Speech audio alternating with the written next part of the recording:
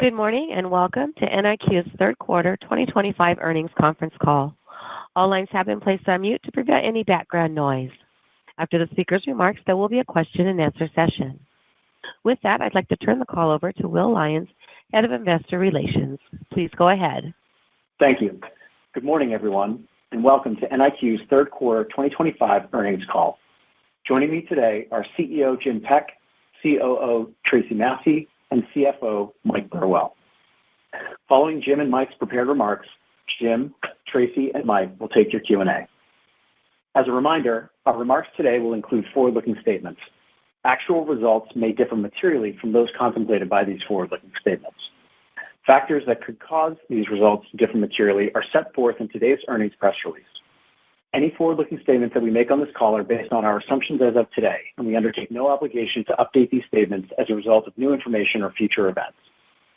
Also, during this call, we will present both GAAP and certain non-GAAP financial measures. A reconciliation of non-GAAP to GAAP measures is included in today's earnings press release, which is available on our IR website, investors.nielsenIQ.com. A replay of this call will also be available on our IR site. And lastly, just a quick housekeeping item. Posted alongside our 10-Q and earnings release, you'll find a supplemental file that reflects recasted financials related to our post-IPO legal reorganization. This includes a non-cash mark-to-market adjustment on the Nielsen Media warrant for all historical periods prior to Q3 2025, where the instrument has converted to equity treatment. And with that, I'll now hand the call to Jim. Thanks, Will. Good morning, everyone, and thank you for joining us. I'm very pleased to report that our Q3 results beat expectations across the board. 5.8% organic constant currency revenue growth, 21% margins up 300 basis points, and $224 million of levered free cash flow, achieving most of our second half cash flow guidance in Q3 alone. We've raised our 2025 outlook, and we're heading into 2026 with momentum. Q3 is further proof that we are reaping the financial benefits of our multi-year transformation. In terms of revenue, EMEA and Americas grew 8.8% and 4.1% respectively on an organic constant currency basis, and APAC growth improved. Intelligence revenue grew 6.6% in organic constant currency. Intelligence subscription revenue, our version of ARR, also grew 6.6%. This was our sixth straight quarter of 5+% organic constant currency growth and 6+% intelligence subscription growth. Activation revenue improved in the quarter, and our pipeline remains robust. On profitability, net loss and adjusted net loss improved, while adjusted EBITDA of $223.7 million accelerated to 25% growth. We expanded adjusted EBITDA margin, and we're tracking to significant expansion in 2026. And with our strong Q3 performance, we now expect to be free cash flow break-even on a levered basis for the full year 2025. The first step of what we expect will be a multi-year free cash flow inflection. As an important reminder, levered free cash flow in the first half of the year did not reflect the $100 million of annual interest savings we achieved as part of the IPO. Looking at high-level business performance, aligned to our revenue growth algorithm, Q3 was driven by strong pricing, as well as innovation cross-sell and upsell. In intelligence, we're seeing continued strong adoption of our omnichannel measurement products, such as e-commerce, consumer panel, and full-view measurement, which contribute nicely to our growth. We're also successfully executing our proven integration playbook at GfK. Tech and durables revenue has grown year to date, and we're aiming to accelerate further in 2026. In activation, our AI-first bases, analytics, and media products are growing rapidly, supporting 2025 revenue and bolstering momentum heading into 2026. Lastly, integrations of our Gastrograph AI and Mtrix acquisitions are going well, and we're penetrating new markets and converting new business. In short, it was a strong quarter. We're growing profitably and improving margin and free cash flow ahead of schedule. For the balance of my prepared remarks, I will address how AI is widening the moat around the NIQ ecosystem and improving our financial profile. We are not simply participating in the AI revolution in consumer data intelligence, we're leading it. Let me start by highlighting 3 key takeaways. First, AI widens the NIQ data moat. Today and into the future, AI models need the right data in scope, accuracy, and depth. Our data assets are vast and hard to replicate, are enriched, are proprietary, and span decades of consumer spend and behavior, and are updated constantly. Second, we are rapidly embedding AI across our solutions portfolio. We're also evolving the NIQ user experience to enable client speed to insights and further enhance our revenue growth. And third, we believe we're in the first innings of capturing significant AI-driven operating efficiencies and margin expansion. On my first point, today's consumer brands and retailers face a daunting and expensive reality. Consumer behavior is changing rapidly, and shopping data is exploding in volume and complexity. Identifying, collecting, and analyzing this data across a rapidly growing number of channels and touch points is more challenging and costly than ever. As generative and agentic AI reshape this competitive landscape, CPGs and retailers seek real-time, granular insights so they can act faster and compete smarter. General-purpose AI models alone are insufficient to extract meaningful signals from messy, unstructured data and not built to support high-stake decision-making. Try asking a general-purpose LLM who sold the most chocolate during October 2025, and the result is incomplete, outdated, and inaccurate. This is because the accurate data simply isn't available in the public domain. But we have this granular data at NIQ. To Discover, clients can click into sales data by day, week, location, which specific candy bar at what price point, sold to which retailer, why the consumer bought, what else the consumer bought, everything and more about that transaction. In our ecosystem, we harness advanced technologies and draw on decades of industry leadership to amass the global superset of consumer shopping behavior data, which is continuously updated with first-party data. Our data covers every dimension that matters to clients, including geography, channel, and category. We also believe our data is the most granular available anywhere, down to the specific product SKU. This data moat is intentionally designed. Our data scale is vast, global, and proprietary. Our harmonized data assets are extremely difficult and highly impractical to replicate.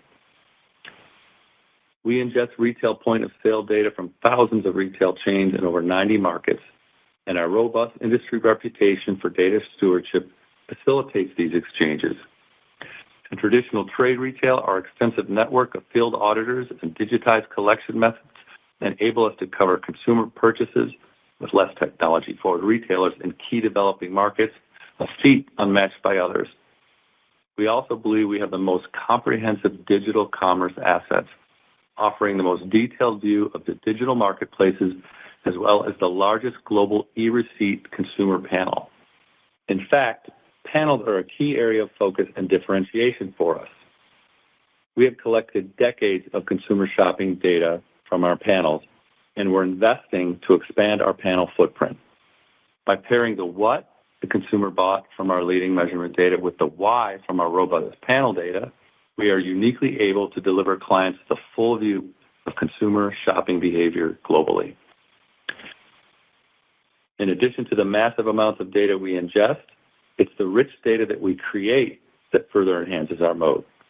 We generate a substantial layer of rich reference data and metadata, which includes tens of millions of product attributes, taxonomies, hierarchies, and harmonized product information across the 220 million items in our database.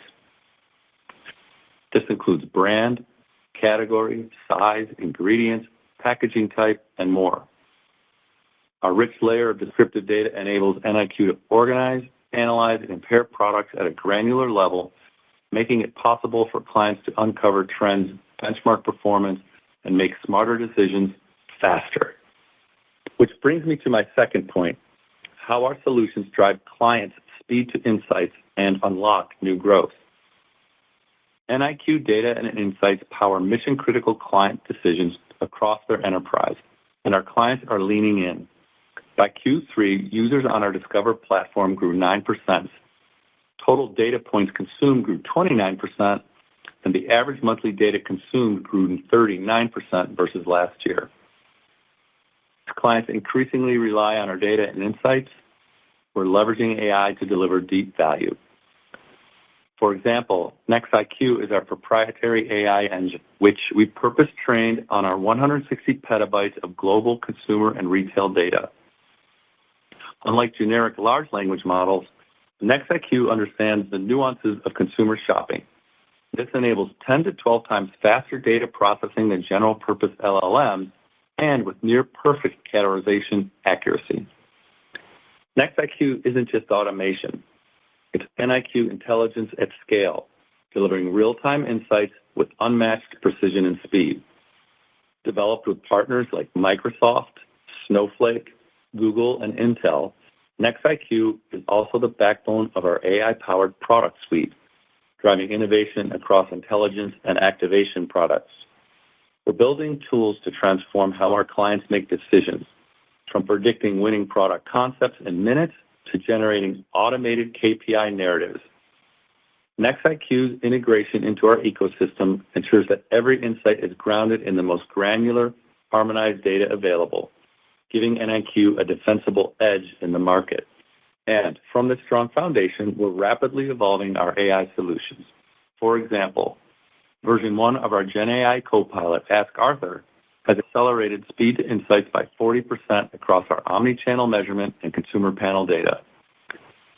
In 2026, we plan to launch Arthur version 2, an intelligence research hub with predictive signals and analytic storytelling that can chat, anticipate, act, and summarize. Eventually, Arthur will be able to suggest NIQ products, datasets, and analysis based on client needs, enhancing our Discover software into an AI-powered cross-sell and upsell engine. We're also driving AI innovation throughout our activation suite. For example, Revenue Optimizer is our AI-driven analytics solution helping clients optimize pricing and manage trade spend for maximum profit. Precision Area uses AI data harmonization to segment countries into local markets by demographics and by retail data. This enables clients to find a needle in the haystack in terms of growth opportunities and investment optimization down to the granular neighborhood level. This year, we also launched 2 AI-first solutions, Bases AI Screener and Product Developer. These solutions seamlessly combine our leading global data assets with our advanced analytics offerings. With Bases AI, clients can now rapidly test, develop, and commercialize products that consumers want to buy. We're driving expansion and seeing strong early client adoption. Bases AI Screener is now live in 11 markets across 129 product categories.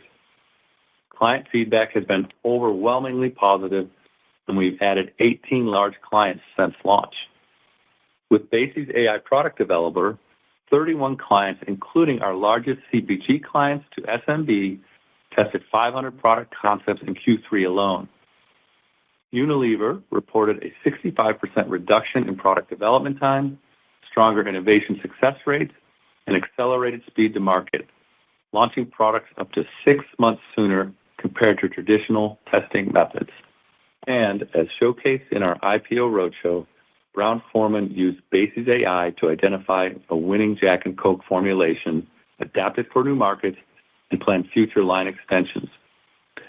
They reported a 350% sales increase, 2.5 times sales velocity increase, and repeat consumer purchases that nearly doubled. So, AI is embedded broadly across our entire product suite, supporting revenue growth and innovation. We believe we're well positioned to capitalize further in 2026 and beyond. Lastly, on my third point, artificial intelligence is a key driver of operating efficiency and margin improvement in NIQ. It helped us deliver better than expected margin expansion in Q3 and year to date, and it's laying the groundwork for continued expansion in the years to come. For example, we're harnessing agentic AI to automate our entire data operations workflow, from acquisitions to coding to delivery. We're finding that the combination of advanced AI and operational expertise boosts efficiency, elevates data quality, and accelerates our innovation. Clients benefit from our ability to bring products to market faster and to expand into new markets. On the customer support front, our globally launched NIQ Service Suite now delivers dynamic, personalized, and contextual support powered by Gen AI. AI-driven support ticket routing and automated intelligence unlock faster resolutions and more seamless client experiences. Since launch, user engagement with Gen AI support tools has increased efficiency by over 40%. And our agentic customer success ecosystem is setting new standards for end-to-end client satisfaction. Across our corporate support functions, including HR, legal, and finance, we're deploying advanced AI and automation to streamline operations, enhance compliance, and unlock new efficiencies. In finance, AI-powered process automation has enabled us to standardize reporting, reduce transactional workloads, and deliver real-time insights for executive decision-making. In HR, intelligent analytics are helping us optimize talent acquisition and workforce planning, while legal teams leverage AI for faster contract review and improved regulatory compliance. In summary, we believe AI is a strength for NIQ on all fronts. It's a differentiator and a profitable growth enabler. We use it to turn global omnichannel consumer complexity into competitive advantage. We turn client questions and needs into client value. As we close out 2025, we are excited about what's ahead in 2026. We'll continue to lead, shaping and building the AI-powered future of consumer intelligence. With that, I'll turn it over to Mike to cover our financials. Thanks, Jim, and good morning, everyone. Q3 was another strong quarter. We exceeded expectations across the board and demonstrated a powerful free cash flow inflection, delivering most of our back half levered free cash flow guidance in Q3 alone. AI-powered automation is reducing manual effort and increasing efficiency across NIQ. This contributed to margin expansion in Q3 2025, and we expect it will be a margin driver in 2026 and beyond. We are raising our 2025 guidance. We believe this further demonstrates the mission-critical value we bring for clients and the embedded operating leverage in our business. Turning to our Q3 results. In Q3, organic constant currency revenue grew 5.8% to $1.1 billion, surpassing the top end of our August guidance. We saw particular strength in our EMEA segment, with intelligent solutions driving renewals, value-based pricing, cross-sell, upsell, and expansion into new verticals. On an organic constant currency basis, EMEA grew 8.8%. From a product perspective, total intelligence revenue grew 6.6%. Annualized intelligence subscription revenue also grew 6.6%, our sixth straight quarter of 6% plus growth. Annualized intelligence subscription net dollar retention and gross dollar retention remained strong at 105 and 98% respectively, reinforcing the strength in our revenue growth algorithm. As Jim mentioned, Q3 activation revenue improved to year-over-year growth, and our client pipeline remains robust. On expenses, total operating expenses increased $89.3 million, or 8.9% on a year-over-year basis, driven primarily by a $50 million one-time stock-based compensation charge triggered by the IPO, which we previewed to analysts as part of our IPO process. This is the life-to-date catch-up related to pre-IPO equity awards. Other factors driving expenses included higher amortization driven by our Gastrograph AI and Mtrex acquisitions, as well as fluctuations in foreign currency exchange rates. It's important to note that outside of these aforementioned factors, OpEx growth remains modest and well below revenue growth. Net loss and adjusted net loss improved $16.1 million and $47.6 million on a year-over-year basis, respectively. We accelerated adjusted EBITDA growth to 25% delivering $223.7 million for the quarter. We expanded adjusted EBITDA margin by 300 basis points to 21.3%. Profitable organic revenue growth, as well as ongoing GfK integration and AI-driven synergies, remain key drivers this year.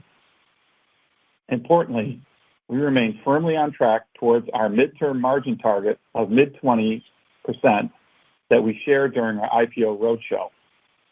We expect 2026 will be another year of significant margin expansion as revenue growth flows through and we drive AI-powered efficiency across the business.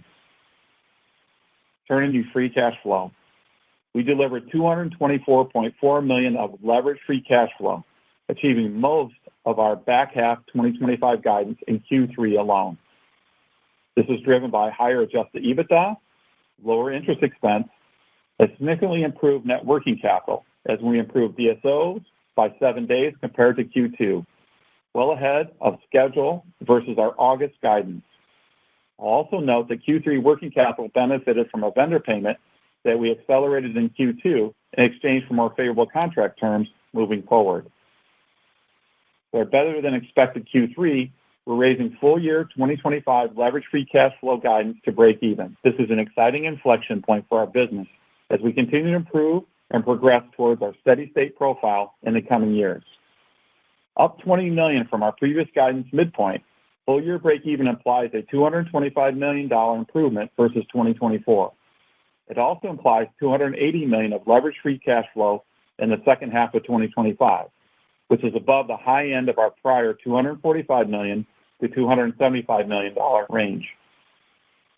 As an important reminder, leverage free cash flow in the first half of the year was burdened by our pre-IPO capital structure and did not reflect the $100 million of annual interest savings we achieved by deleveraging the balance sheet and repricing our debt. In fact, our strong Q3 performance triggered another interest rate spread step down, generating an additional $9 million of annual interest savings moving forward. Turning to our balance sheet. At the end of Q3, we had cash and cash equivalents of $446 million and $750 million of available capacity under our revolver for a total of $1.2 billion of available liquidity. On capital allocation, as I mentioned before, as free cash flow ramps, debt repayment remains our top priority. At the same time, we continue to pursue accretive tuck-in acquisitions that complement our growth strategy.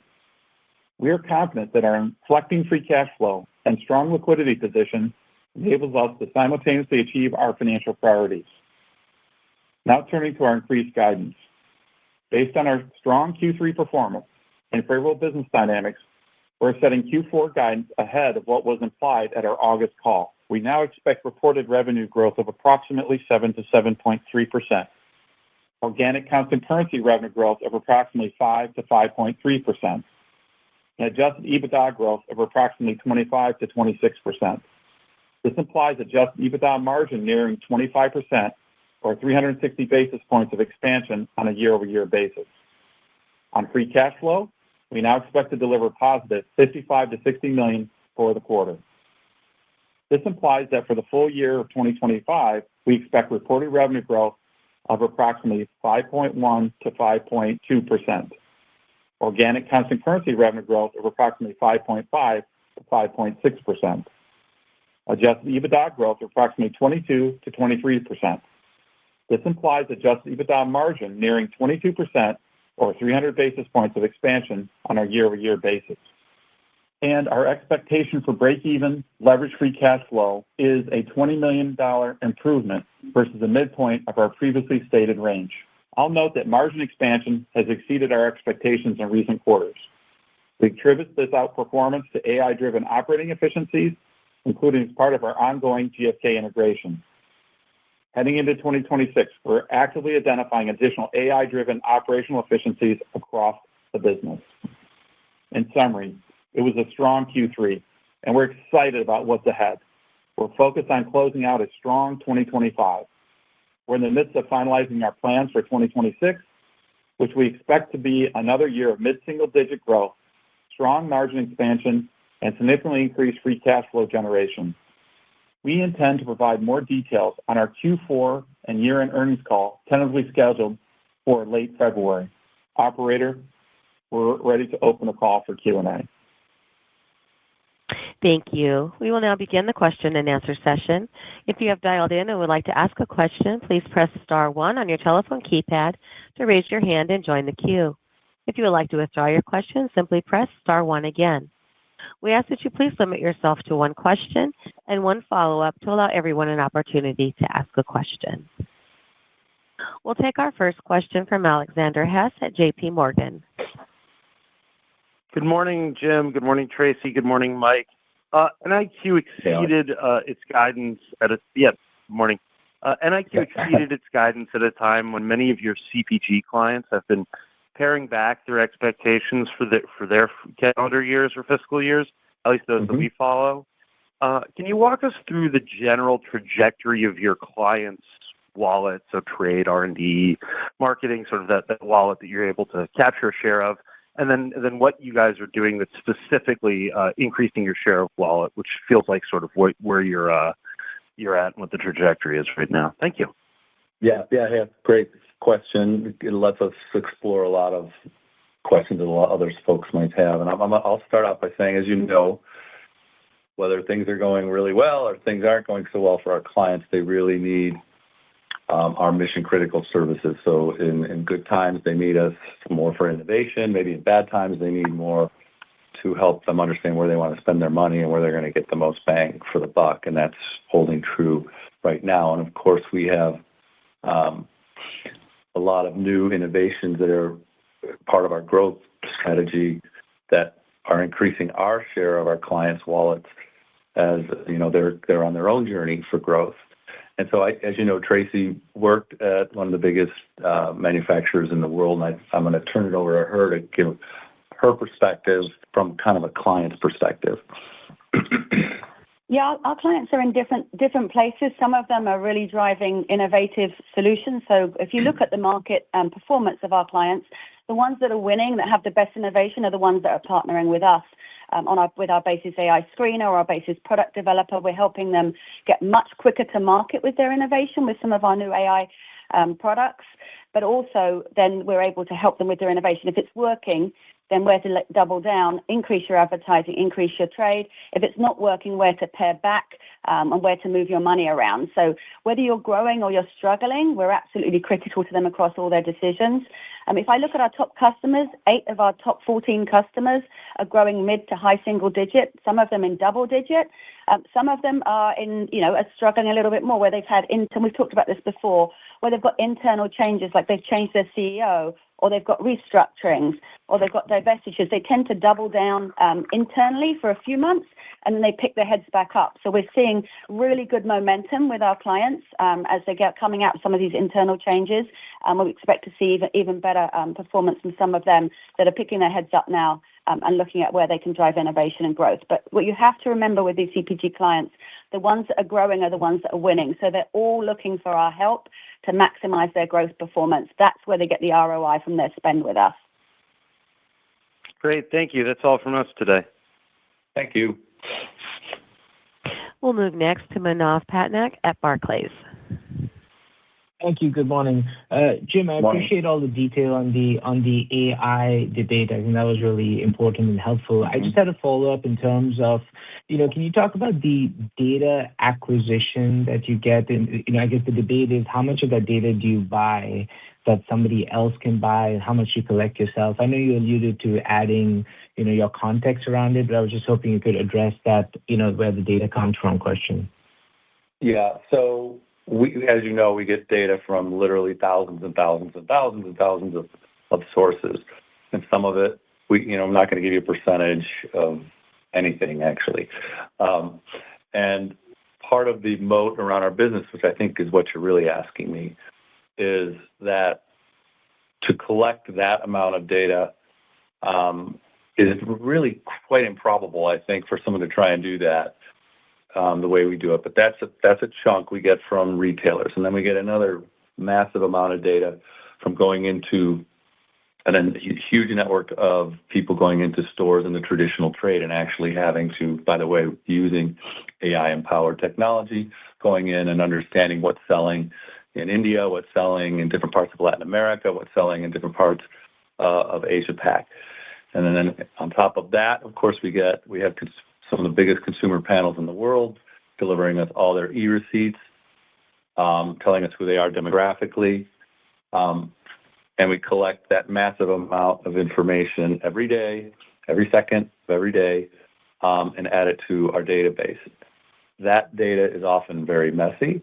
And so not only do we have to do the normal cleaning, we also have to put it in context with which each of our clients view their world. And that's part of what we call coding. So there's a ton of metadata that goes into making our database function properly, and function properly with AI, by the way, for our clients. And so that is really the moat. And I think you're trying to get at, well, someone can just go buy data and they'll slap on ChatGPT and they're gonna create something. That's not going to happen. And I try to give the example in my remarks. I was at Halloween. I was just like, okay, let's see what's out there. Who is selling the most chocolate bars right now in the United States? And I won't say which clients came back on top. I could easily tell right away. Boom. This is what's happening real time with chocolate sales. This is what's happening this day, this week, up to the month, of Halloween or up to the day of Halloween. Here's what's happening in this region. Here's what's happening in this city. Here's what's happening in this store. Here's why they're winning. Somebody is discounting pricing, so they're selling more units, but their prices aren't as high as they normally are. And you can't get any of that kind of thing from anywhere where, that's somehow going to come through somebody throwing, an AI tool on top of some public data. But you can go ahead and look it up yourself. Right now, you may be able, if there's an annual report out there, you may be able to see someone's annual report at a very high level. But you're just not going to get to the level of granularity, even close, that our clients need to run their business. And it's not going to be right. And I'm going to go off on this one for a little bit. If our clients make huge decisions based on what we do, and if we give them the wrong information, they can make decisions that will cost them millions and millions and millions of dollars. And so we also have the responsibility to make sure this stuff works right. And so we do a significant amount of testing to make sure that our AI tools sitting on top of this information and other analytic tools are providing the right answers. And while I've got this subject, if you think about it, we're sitting on all this data, and what has been a constraint for any company like ours on providing more and more innovation is just enough access to capital, or how much capital do we have to invest in all these new tools that we know we can build and that maybe others are building. With AI now, we have kind of a way to develop things much more cheaply and efficiently, and we know what our clients want, and so we can spend all day long innovating. So I think what you're going to find is that we are the ones who have access to this information to actually build things and test them and get them in our clients' hands. And so it's just going to make our innovation engine run that much faster. And then I'll just conclude with that. To do what we do, we have to have data stewardship is very, very important. So making sure that we're doing the right things with the data that we're allowed to do. It's not just a contract. It also has to be done technically. There are a lot of things we have to do to make sure that certain clients' data don't get in the hands of others that they don't want them in. And so that's a big part of our ecosystem as well. And then just another moat around the business. Got it. Thanks, Jim. That's super helpful. And then just to follow up, Mike, you talked a little bit about, I think you were planning for 26. I missed that part a bit, but just early thoughts into this momentum continuing into next year and how we should think about, the kind of prior numbers we had. Yeah. So, I think the numbers that you had are still make sense, Manav. But, look, when we announce at the end of February, we'll give you guidance in terms of looking, what 26 is. But we're excited about the momentum that we're seeing, right? And in terms of what's happening, from a revenue standpoint and the launch of both of our AI activities in terms of what it's doing to drive revenue, as well as what it's doing for us in terms of coding and margin improvements as well. So I'm excited to be able to give you more of that preview. I guess I just think we're continuing to move in that direction and momentum, and I guess I look forward to giving you that update when we get through Q4 and update you at year end in terms of what we look like for 26. But nothing further at this point other than I like where we're trending. Got it. Fair enough. Thank you. Yep. We'll move next to Ashish Sabadra at RBC Capital Markets. Thanks for taking my question. Just wanted to focus on EMEA in particular, where we've seen some really material acceleration in growth. I was just wondering if you could drill down further and talk about what's really driving that robust growth in Europe in particular. Sure. When we look at Europe, we have been continuing, and I'm sure Tracy will comment on it. Our panel on demand service offering is doing very, very well. It's being widely accepted, and that people can look at Discover, and in Discover they can get the overall market read, but they also then can look at consumer panel information, so they get both what was sold and why it was sold. And it's really powerful to be able to bring that together, particularly as you look across, the markets that represent EEMA.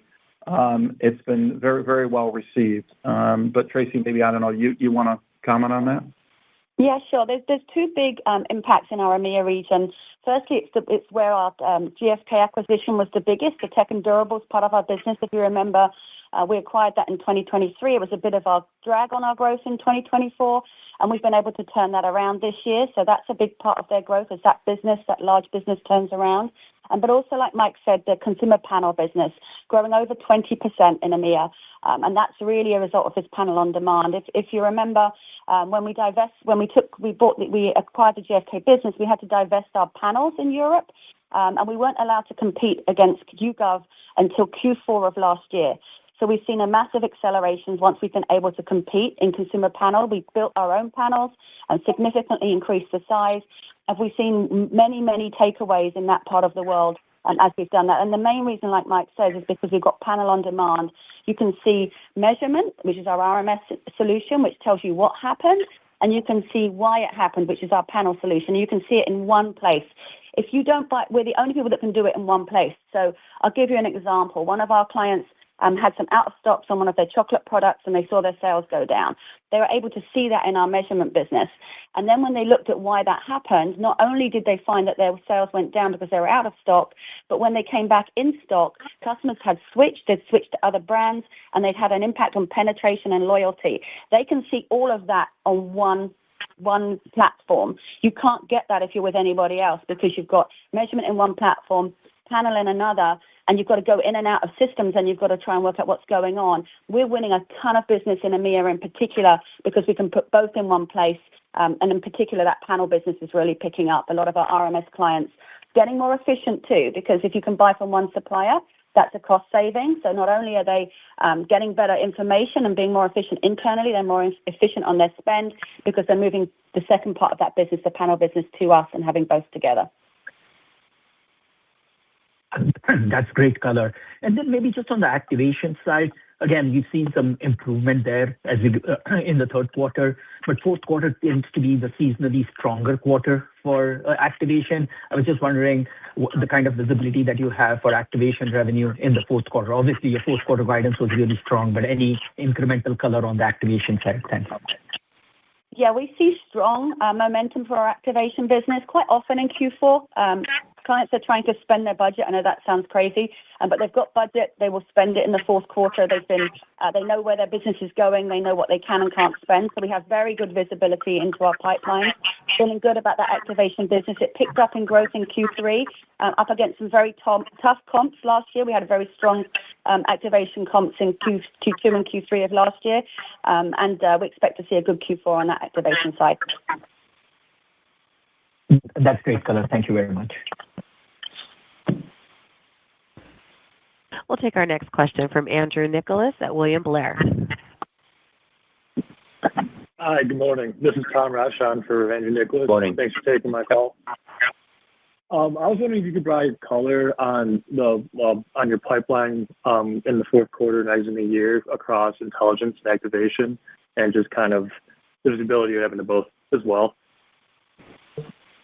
Yeah, this is Jim. So we obviously have a ton of visibility into our pipeline. I want to make sure I'm covering your question because we just talked about activation, but both in intelligence and activation, we actively manage our pipeline every day, of course. And so it's highly predictable to begin with, as you know. And so the variable part, which is I think what you're talking about, which would include new wins or new projects, is very, very, very visible to us. I want to let you have a follow-up question, though, because I don't know if there's something behind your question that you're trying to get at. Yeah, I was mainly focused on like new wins. Are you seeing those come in during the fourth quarter, like thus far, and kind of what are you projecting as you go into 2026? So it's really more of the same, where we are focusing on multiple things right now. So let's make sure we get all our various forms of price increases all set and ready to go in 26. Let's continue to make the big push on SA&I, or what we call activation, as the year is ending and our clients are just by their nature spending their different parts of their budget. And so we need to get that closed and fulfilled, and we feel really good about that.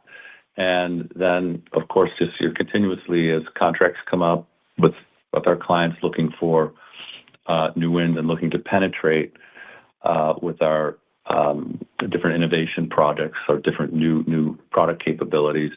And so we feel like we have good the momentum there already, right? It's been building since last year, really, 224, 225, and we just see the same as we run into 2026. Thanks. And then for my follow-up, I was wondering if you could double-click on the SMB market and just kind of what the health of the end market is, especially given all the tariff noise. And then also if you have any color on the growth you saw in the quarter there. Yeah. I think we'll let Tracy talk to that. She manages that every second of every day. Yeah. Yeah. So on the SMB market for the smaller clients, we grew 20% in 24. We're growing 20% year to date in 25. Very strong market for us. There's a big market out there that we've got opportunity to activate against. We're winning against our competition, taking business in that space, and also creating lots of new clients. It's a high churn business. They go in and out of business, and many of them go from small to then become bigger clients as they grow their business. But we're very, very happy with that part of the business. Like I say, double-digit growth. Thank you. Next, we'll move to Jeff Mueller at Baird. Yeah, thank you. Can you comment on the sustainability or runway for growth in panel on demand, just as you anniversary the relaunch in EMEA? And if you can comment on how adoption is going forward in other geographies, or if they require more of a displacement sale. Yeah, Sorry, oh, go ahead, Tracy. No, go ahead. No. It's a very, we've got a lot of runway there. In terms of panel, we're not, in terms of RMS, retail measurement, we're the largest player. In terms of panel, we're not. So we have a long runway there and a lot of runway in many parts of the world. EMEA was very strong growth rate because, we were sort of restricted from actually having that competition for a while. Now that restriction is off. Expect it to come down a little bit, but not a lot. There's a massive market out there. And like I say, nobody else can do both. So long runway and across the world. Okay. And then on the AI-driven margin improvement narrative, I just want to see if we could better tie that to what we're seeing in margins on a geographic basis, because if it was more AI-driven, I wouldn't expect the margin expansion to be so concentrated in EMEA, and I'd expect more in the Americas, if you can comment on that. But I think you were making a point that AI tools were helping with GFK synergies or something to that effect, if you could provide more perspective on that. Thank you. Yeah, let me just talk broadly about AI, and then maybe Mike, or if you want to sweep in and talk about EMEA.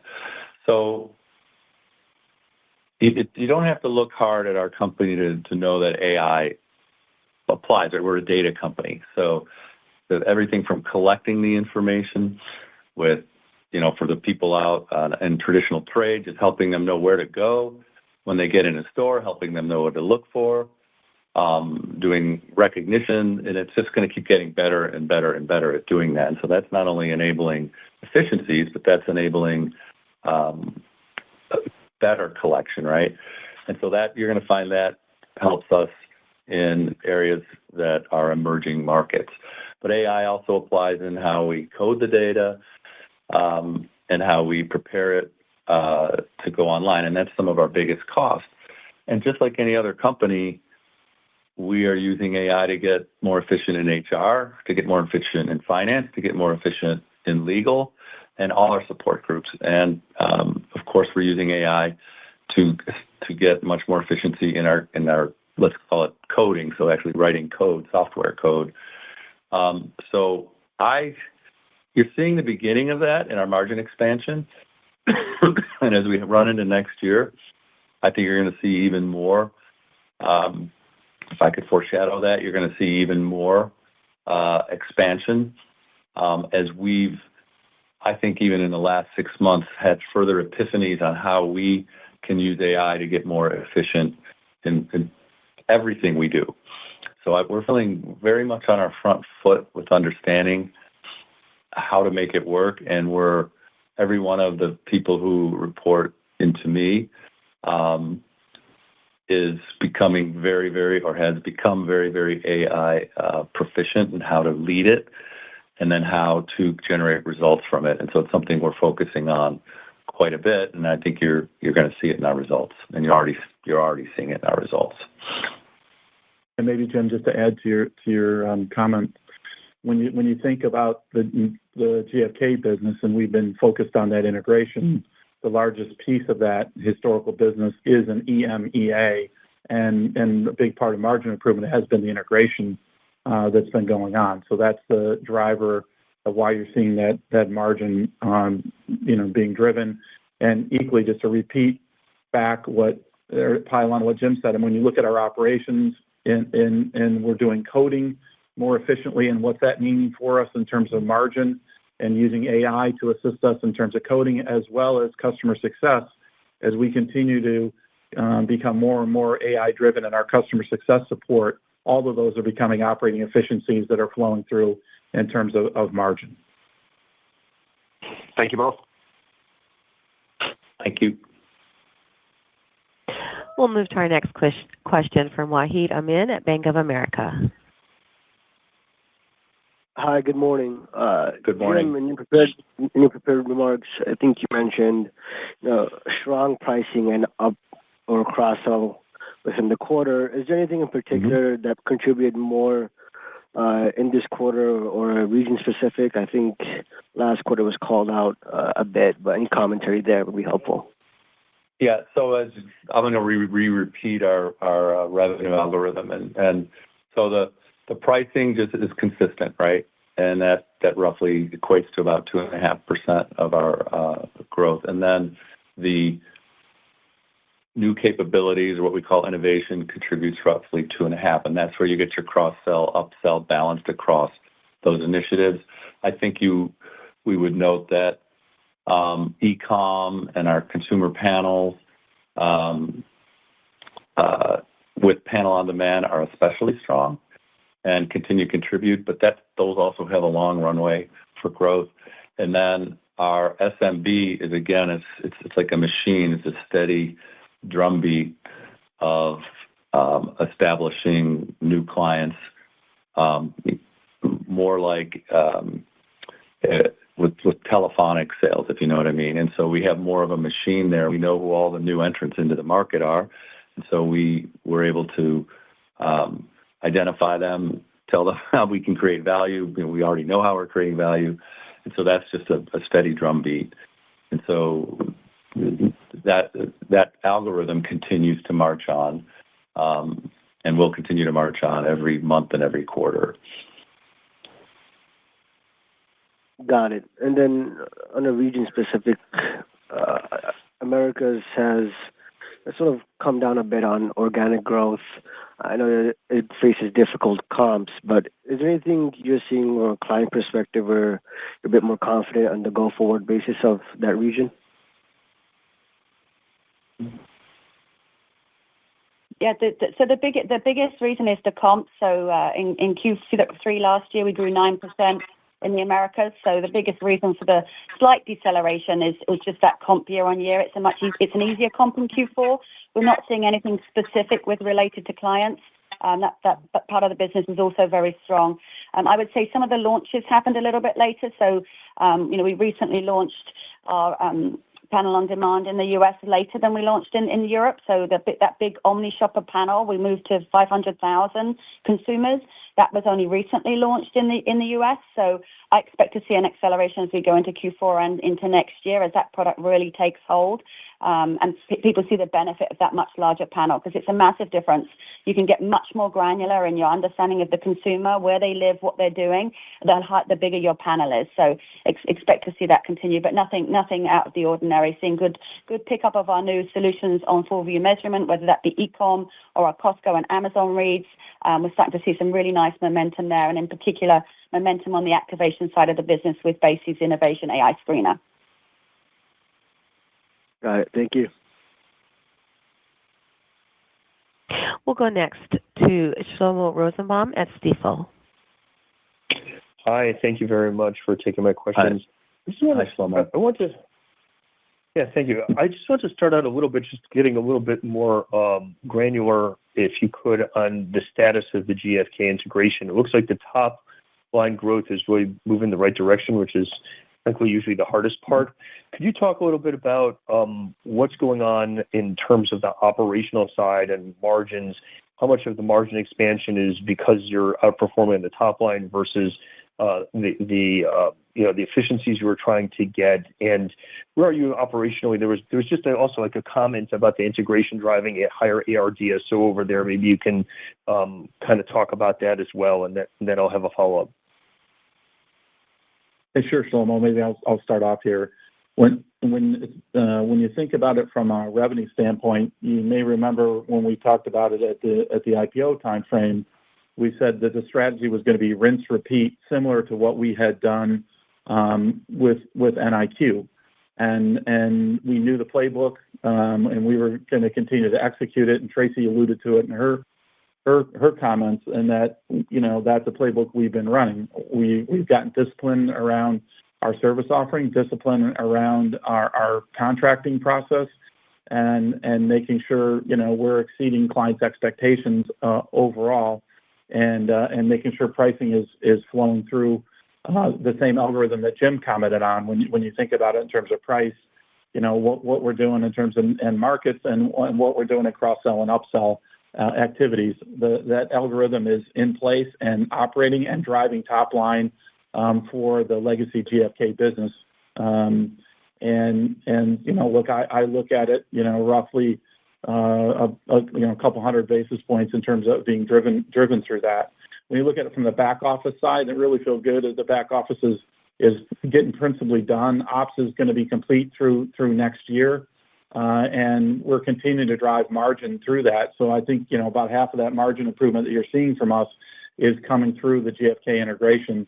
So the top line's obviously helping that, but we'd anticipated that, and we're delivering it through the bottom line overall. So look, we're very pleased with where we are, what's going on, and how that business is performing. And as I say, it was the same playbook we pulled out and executed, and have been driving.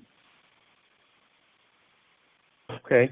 And the next question I had is just to go through the sequential margin trends in the Americas and APAC, where they were down a little bit. And is there a seasonal impact, a mix issue, or anything else about that? And also, if you could just, to put a bow on the last answer, just to comment a little bit about that ARDSO comment that was in the press release about GfK, what that was about. Sure. So, when I look at the what's been happening on the GfK side. We're continuing to see that margin improvement flowing through. When we look at the DSO comment, we did see when we put the two systems together at the end of Q2, we had a little bit of a timing issue in terms of getting that cash collected, billed, collected, et cetera. Just as we integrated those systems, we were all over it, and you saw that improvement happen in Q3, and you really saw that improvement being driven through that DSO drive or reduction of 7 days that I commented on, overall. The GfK, is we're continuing to drop that bottom line. So maybe Shlomo, go back, just make sure I covered your questions.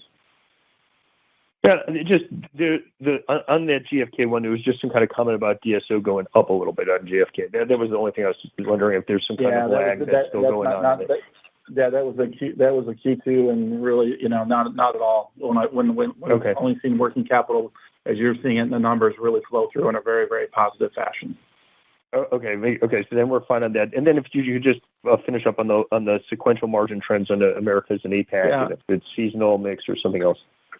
So when you look at the APAC margins, we're continuing to invest in improved coverage, and that's really what's driving that side of the equation. I think we touched on EMEA, and when you think about North America, as Tracy said, you had a little bit tougher comps in terms of where that revenue was flowing, and then therefore with our fixed cost base, you saw a little bit of impact on that as it relates to margins. But we look at an aggregate and feel very good about where our margins are, and continue to drive that 300 basis points improvement over the past, versus the prior year, and over 60 basis points improvement from Q2 to Q3. And we're going to continue to drive margin improvements going forward, kind of going back to Manav's comment. Good question. Great. Thank you so much. No problem. We'll take our next question from Jeff Silber at BMO Capital Markets.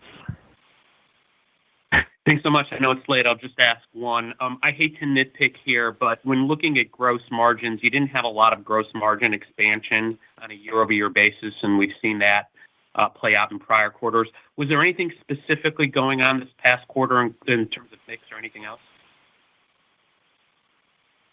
No, nothing specific. I mean, we tend to manage the business really looking at EBITDA margins in terms of thinking about it in total.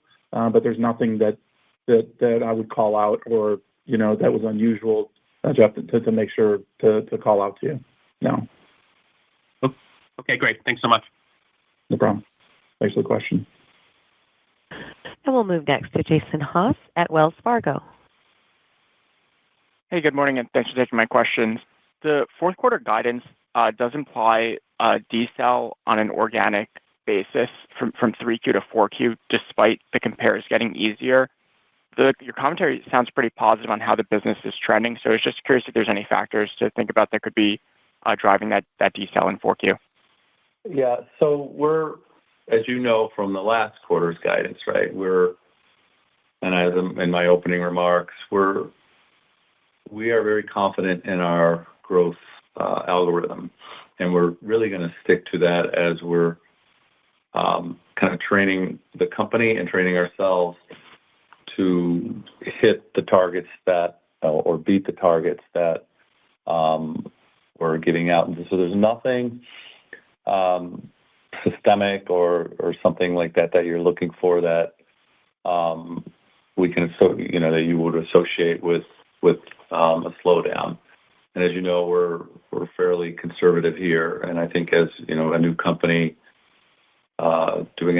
becoming public, that's the track record we just want to establish. We're managing a whole portfolio of geographies, a whole portfolio of new initiatives, a whole portfolio of renewals and takeaways. And so we feel like very comfortable in the range that we're in, and you can expect us to continue that pattern going forward.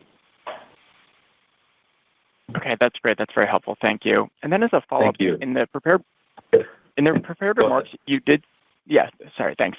Yeah, just so for the follow-up, I just wanted to ask about, in the prepared remarks, there was a comment about you're expecting significant margin expansion next year, and I know you're not giving guidance for next year, but what was the thought behind putting that comment out there?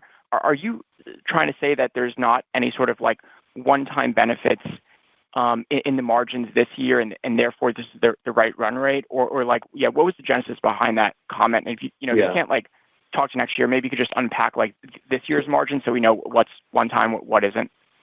All right, I'll let Mike unpack this year's margins, but of course our comments are very deliberate when we say something like that.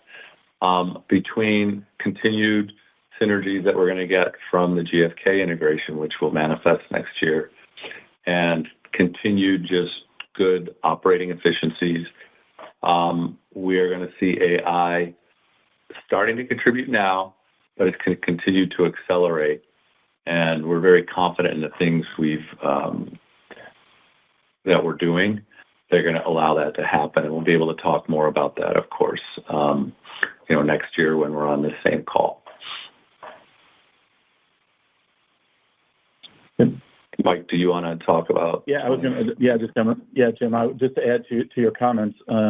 We had been talking about getting to mid-20s, margins in the midterm is what we had talked about, but we're continuing to see AI, as Jim said, really kick in. We know that GfK's synergies are driving 2/3 of that margin improvement, and organic revenue growth, as we've talked about previously, 50 to 100 basis points, improvement. So. We are continuing to drive margin improvements, and we'll see that going forward. All right, that's great to hear. Thank you very much. And that concludes our Q&A session. I will now turn the conference back over to Jim Peck for closing remarks. Yep. So thanks everyone for joining us. We look forward to continuing our journey with you and with our clients, with all the people who work for NIQ who do such an amazing job, and of course with our investors. And we'll see you in February. And this concludes today's conference call. Thank you for your participation. You may now disconnect.